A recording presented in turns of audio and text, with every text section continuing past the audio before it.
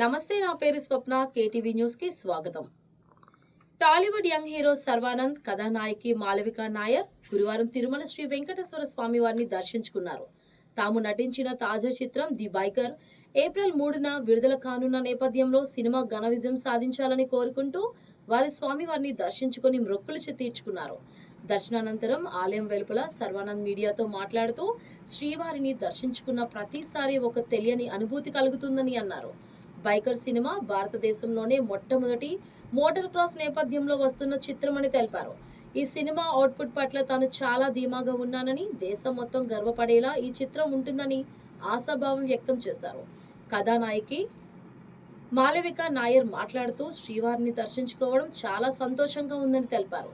April 3న విడుదల కాబోతున్న తమ చిత్రానికి స్వామివారి ఆశీస్సులు తోడవ్వాలని, సినిమా పెద్ద విజయం సాధించాలని మొక్కుకున్నట్లు ఆమె వెల్లడించారు. బైకర్ మూవీ ఏప్రిల్ 3న రిలీజ్ అవుతుంది కాబట్టి స్వామివారిని దర్శనం చేసుకుందామని వచ్చాం. సో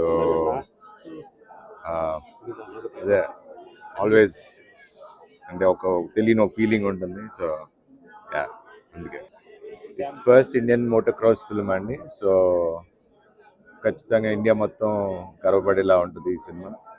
ఇలాంటి స్పోర్ట్ని తీసుకొచ్చాం. సో గర్వించే సినిమా తీసాం అనుకుంటున్నాం. ఇప్పుడేం స్వామివారి దర్శనంకి బయటకు వచ్చాము. బయట ఏప్రిల్ 3 మా మూవీ వస్తుంది.